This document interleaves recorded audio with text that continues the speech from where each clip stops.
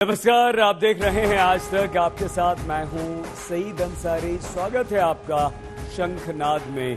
जैसे जैसे दिन बीत रहे हैं, उत्तर प्रदेश का रण धारदार और तेज होता जा रहा है। सत्ता पक्ष और विपक्ष अपने अपने दल को बढ़ाने में लगे हुए हैं। गठबंधनों का दौर चल रहा है और इसी कड़ी में आज कांग्रेस की बागी नेता अदिति सिंह बीजेपी में शामिल हुई, तो दूसरी तरफ आम आदमी पार्टी के संजय सिंह ने अखिलेश यादव से मुलाकात की, तो साथ ही कृष्णा पटेल वाली अपना दल की पार्टी ने भी समाजवादी पार्टी का दामन थाम लिया। यूं समझिए कि गठबंधन वाली राजनीति बहुत तेजी से विस्तारित हो गई है ताकि पार्टियां अपने विरोधियों को मात दे सकें।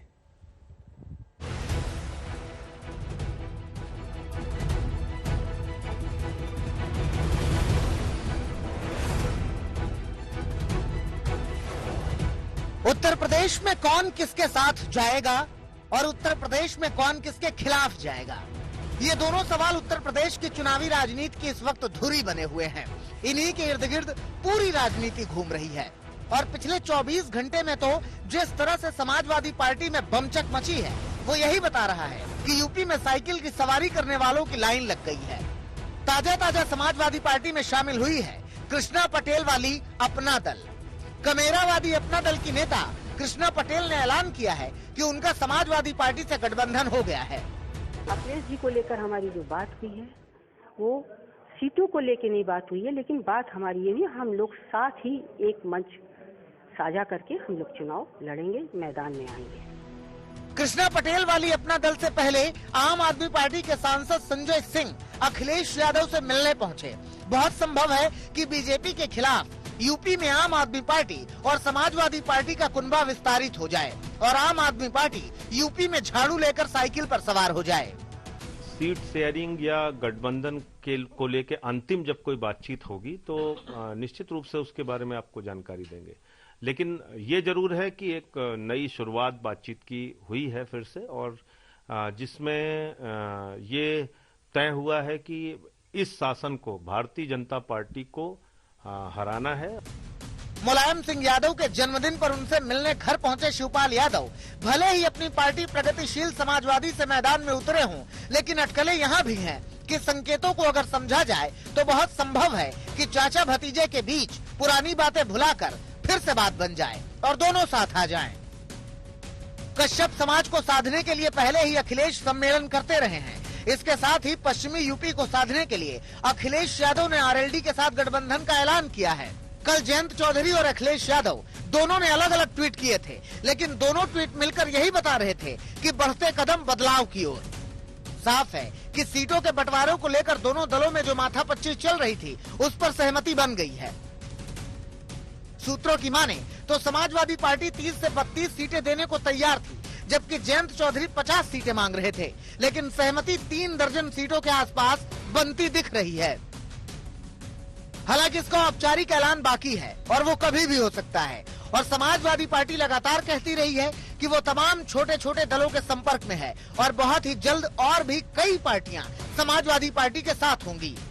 देखिए, मैं केवल ये कह सकता हूं कि समाजवादी पार्टी के राष्ट्रीय अध्यक्ष आदरणीय अखिलेश यादव जी लगातार इस प्रयास में हैं कि उत्तर प्रदेश में जो छोटे दल हैं, जो डॉक्टर लोहिया, डॉक्टर अम्बेडकर की विचारधारा को आगे ले जाना चाहते हैं, जो किसानों की लड़ाई लड़ रहे हैं, कमजोर, पिछड़े, दलित, बेरोजगारों की आवाज उठा रहे हैं, वो सब लोग एक मंच पे आए और उत्तर प्रदेश से भारतीय जनता पार्टी का सफाया करें। लेकिन क्या वो वैसी भी समाजवादी पार्टी के गठबंधन में शामिल हो गए? ये सवाल इसलिए बड़ा हो जाता है क्योंकि समाजवादी पार्टी के साथ चुनावी ताल ठोक रहे राजभर कहते हैं कि जो बीजेपी के खिलाफ है वो साथ आए। साथ आएंगे कि नहीं? बहुत देर हो गई। बहुत देर। हम देखिए, हमारा प्रयास है जो लोग बीजेपी को शिकस्त देना चाहते हैं वो 100 सीट का सपना ना देखें, वो 10 सीट लड़ें। 100 सीट कौन देगा इस धरती पर? तो हमारा प्रयास है कि जो लोग बीजेपी को हराना चाहते हैं, जो उनकी हैसियत है, हम ओम प्रकाश राजभर के पास राजभर 2% न हो। इसी कड़ी में रायबरेली सदर से कांग्रेस की बागी विधायक अदिति सिंह आज विधान से बीजेपी में शामिल हो गई। यूपी बीजेपी अध्यक्ष स्वतंत्र देव सिंह ने उन्हें बीजेपी में शामिल किया। इधर समाजवादी पार्टी अपना कुनबा बढ़ाने में लगी है, उधर बीजेपी भी अपने प्लान पर कायम है। तमाम छोटे दलों ने बीजेपी का साथ देने का निर्णय लिया है। अनुप्रिया पटेल वाली अपना दल बीजेपी के साथ है और निषाद पार्टी भी बीजेपी के समर्थन में है। जाहिर सी बात है कि ये गठबंधन वाली राजनीति आगे और गहराएगी। आशीष श्रीवास्तव और अभिषेक मिश्रा के साथ कुमार अभिषेक, लखनऊ, आज तक। गठबंधन वाली राजनीति हर दौर में रही है। हमेशा ही ये प्रयास किया जाता है कि छोटी पार्टियों के सहारे कहीं वोट काटे जाएं, कहीं वोट बनाए जाएं, लेकिन इस बार मामला पिछले चुनाव की तरह गठबंधन का बिल्कुल नहीं है। इस बार जो बीजेपी के विरुद्ध हैं, पिछले चुनाव में वो बीजेपी के साथ थे, तो क्या है यूपी में गठबंधन का गणित, देखिए।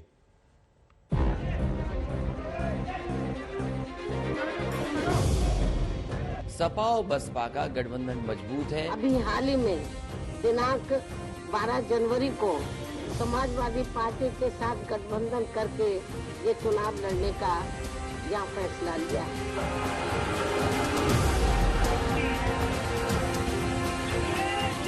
गंगा और यमुना एक साथ आते हैं तो सबके सब सवाल खत्म हो जाते हैं।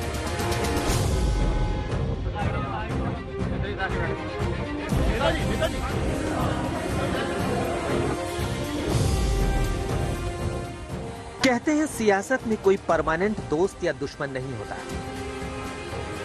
चुनाव तय करता है दुश्मनी। गंगा और यमुना एक साथ आते हैं तो सबके सब सवाल खत्म हो जाते हैं। संगम में कोई सवाल नहीं होता है। हमने यूपी के युवा को अपॉर्चुनिटी दी है। हमने कहा देखिए गंगा और यमुना एक साथ आ गए। कुर्सी तय करती है दोस्ती। चेहरे बदलते हैं तो बोल बदल जाते हैं। कभी चाचा दुश्मन नजर आने लगता है तो कभी दुश्मनों में बुआ की झलक नजर आने लगती है।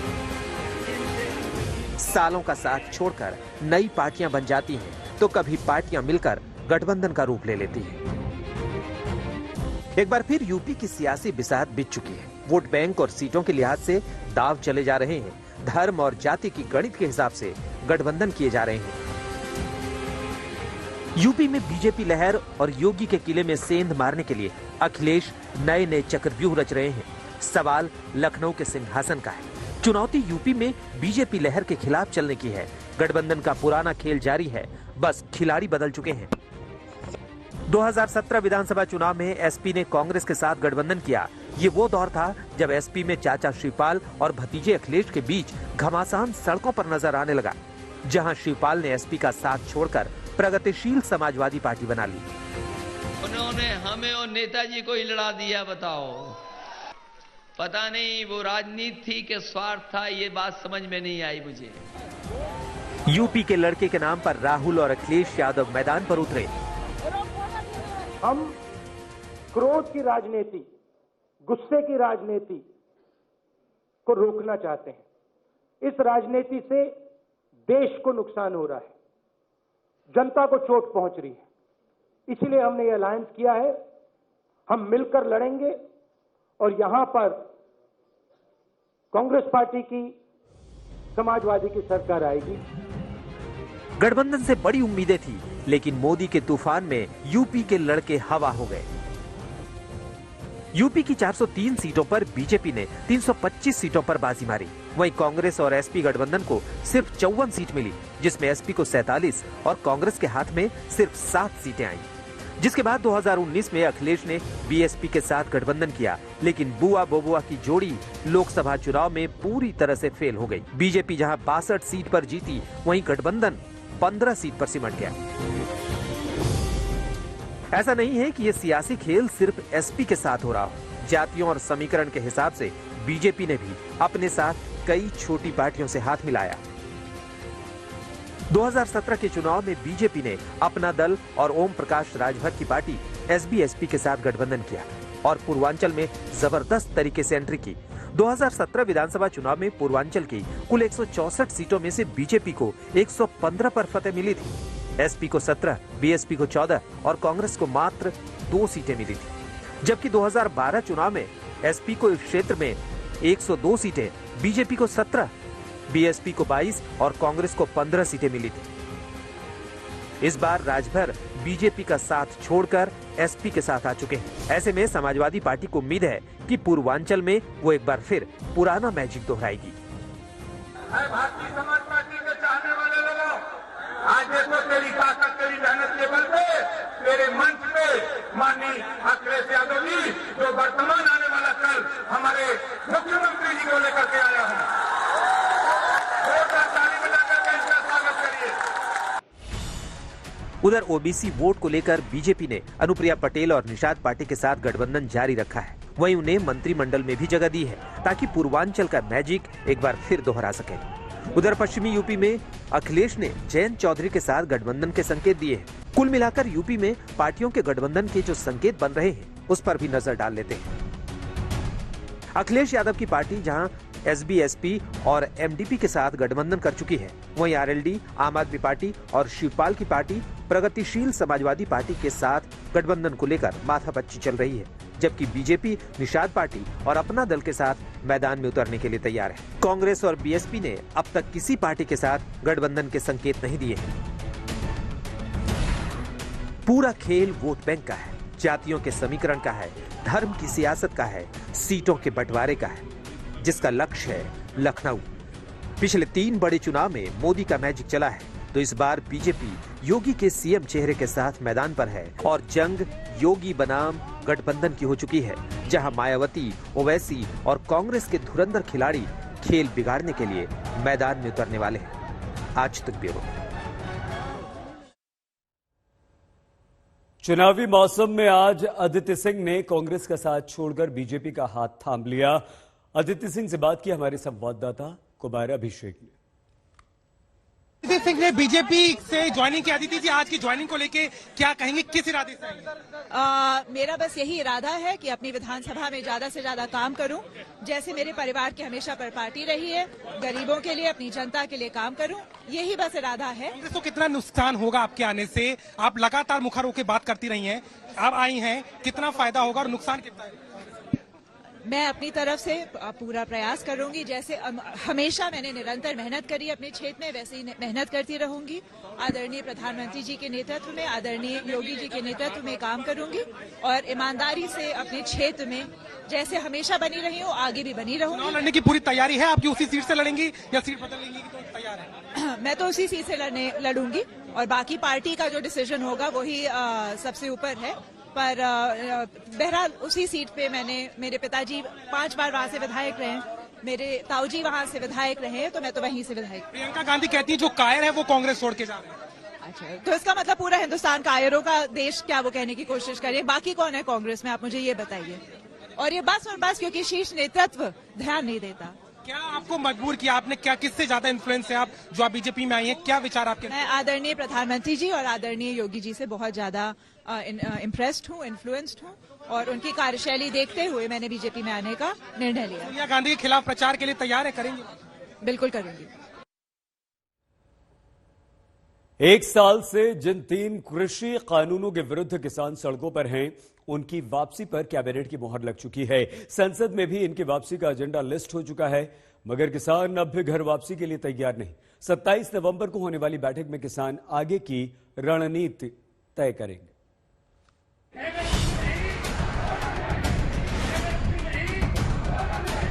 शुरू होने जा रहे संसद सत्र में इसी महीने हम तीनों कृषि कानूनों को रिपील करने की संवैधानिक प्रक्रिया को पूरा करते हैं।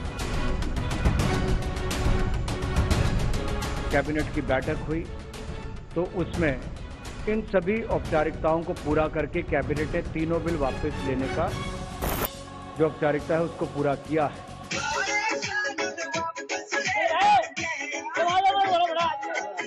तो किसान अब चाहे खुशी मनाएं, चाहे जीत के गीत गाएं, क्योंकि पीएम मोदी के कृषि कानून को खत्म करने के ऐलान के बाद अब मोदी सरकार की कैबिनेट ने कृषि कानून को रद्द करने पर अपनी मुहर लगा दी।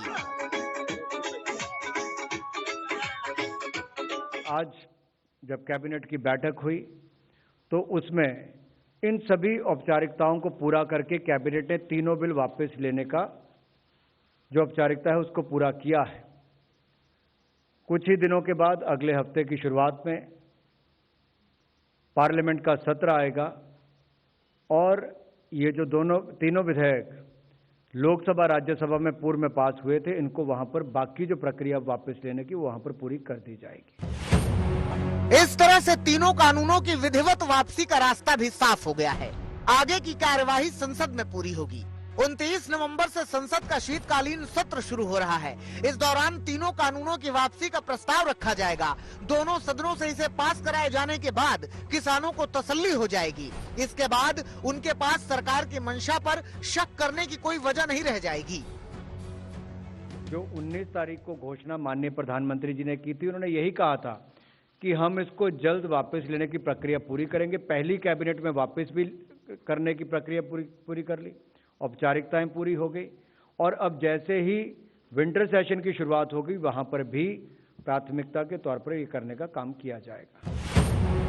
केंद्र सरकार की ओर से किसानों का आंदोलन खत्म करने की कोशिश तो की जा रही है, मगर किसान नेता उन किसानों की बात कर रहे हैं जिनकी आंदोलन के दौरान मौत हुई। कानून वापसी की हमारी एक बड़ी डिमांड थी, वो हो रही है। पोल्यूशन पे एक बड़ी डिमांड थी, वो भारत सरकार ने पहले ही उसको कहा कि हम नहीं लेकर आएंगे। बिजली अमेंडमेंट बिल को उन्होंने अभी रोका हुआ है, उस पर अभी लेटर जारी नहीं हुए। एमएसपी का एक बड़ा सवाल अभी है और जो किसान हमारे शहीद हुए उनका एक बड़ा सवाल है। इन 2-3 चीजों पे बातचीत भारत सरकार कर ले, इसका समाधान निकले। इत्तेफाक देखिए कि 2 दिन बाद किसान आंदोलन का 1 साल पूरा होगा और आज तीनों कृषि कानूनों की वापसी पर कैबिनेट की मुहर लगी है। इसके बावजूद दिल्ली के बॉर्डर पर बैठे किसान वापस जाने को तैयार नहीं है।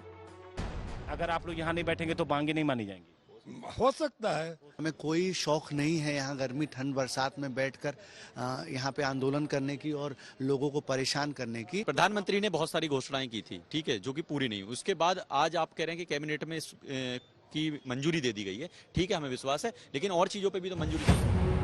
दरअसल किसानों ने प्रधानमंत्री नरेंद्र मोदी के नाम खुली चिट्ठी लिखी है। इस चिट्ठी में 6 बड़ी मांग हैं। किसानों का कहना है कि वो इन मांगों पर अपनी चिट्ठी के जवाब का इंतजार कर रहे हैं।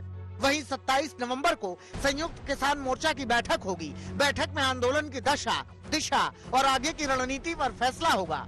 तब तक पहले से तय कार्यक्रम अपने समय पर होंगे। आज से सरकार का कदम बढ़ने शुरू हुई है। तो आप लोगों की क्या प्रतिक्रिया है? क्या जब संसद में ये प्रतिक्रिया है, भाई हमारा तो काम करते रहो, पर्चे देते रहो, हम अपना फाइल में लगाते रहेंगे। जब कृषि कानून वापस हो जाएंगे तो क्या किसान जो दिल्ली के बॉर्डर पे बैठे हैं वो वापस जाएंगे, जैसा कि अपील भी है? जो 750 किसान शहीद हुए हैं, मुकदमे हैं, तो ये भी इसी में ही सवाल है। अजय टैनी की गिरफ्तारी है, ये तो बहुत से सवाल है।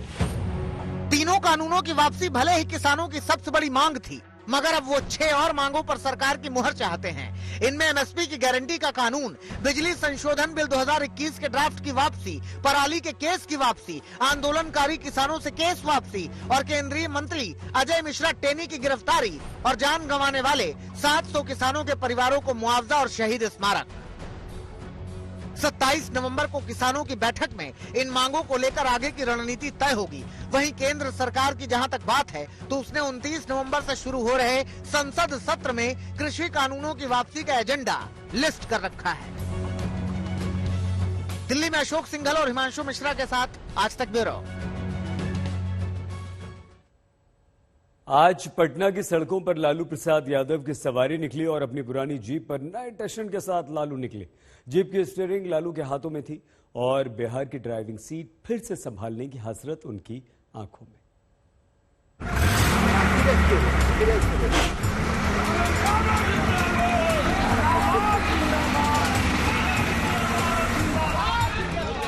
जीप चली है, जीप लालू वाली। बहुत दिनों के बाद उन्हीं सड़कों पर अपने मालिक के हाथों जीप चली है।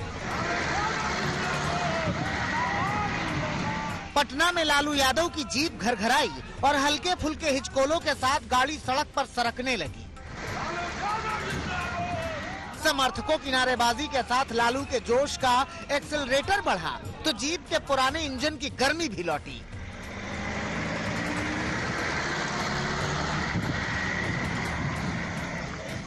लालू की जीप का इंजन और गर्माया तो लालू ने खटाखट गियर बदल डाले और गाड़ी भूले बिसरे अपने पुराने रास्तों पर मालिक को ले चली।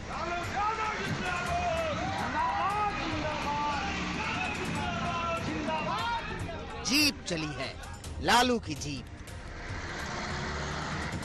लालू कभी बिहार की सियासत के सॉलिड ड्राइवर रहे हैं, लेकिन बदलते बरसों ने उन्हें कई रंग दिखा दिए। वैसे सियासत को छोड़ दिया जाए तो पुराने साथी का रंग नहीं बदलता, ठीक इस जीप की तरह। 73-74 साल के हो चुके लालू यादव बीमार हैं, लेकिन अपनी पहली गाड़ी का स्टीयरिंग थामा तो क्या बीमारी और क्या बुढ़ापा। बरसों पुरानी जीप का हॉर्न गूंजा और लालू ने दिखा दिया कि मौका मिला तो वो सियासत के साथ साथ राइडर भी पुराने हैं। खैर, लालू यादव की जीप तो 2-3 किलोमीटर तक भरपूर घूमी, यादव की गलियों में घुमाया और फिर आकर पार्किंग में शान से खड़ी कर दी, फिर किसी नई यात्रा के लिए। आज मन किया तो पुराना जीप चलाते 5,000 में जीप लिए थे मिलिट्री कोटा से, उसको रंगा धुआ करके बढ़िया से रखे और जीप को आज सुबह में एक चक्कर मारा है। अच्छा, इधर लालू ने जीप चलाई तो जेडीयू को ये तस्वीर रास नहीं आई। तो मोटर व्हीकल एक्ट के प्रावधान मालूम है लालू जी? ड्राइविंग लाइसेंस है या नहीं है? साथ ही साथ कितने लोगों की सवारी हुई? सीट बेल्ट भी मैंने जो देखा है वो लगा हुआ नहीं है। तो ये निश्चित रूप से मोटर व्हीकल एक्ट का उल्लंघन है। और उम्र के इस पड़ाव पर तो अब तो कम से कम कानून पालन सीखिए। जिंदगी भर तो अराजकता का व्यवहार किए, कैसा ऐसा नहीं हो कि भ्रष्टाचार विरोधी कानून तो है ही, अब मोटर व्हीकल एक्ट का भी सामना करना पड़े। जेडीयू की तरफ से वार किया गया तो लालू के सुपुत्र तेजस्वी यादव ने नीतीश सरकार पर पलटवार किया। वैसे बिहार की सियासी सड़क पर लालू के आने के बाद आरजेडी की सियासी जीप रफ्तार में दौड़ रही है और नीतीश वाले दल को ये खटक रही है। रोहित सिंह, पटना, आज तक।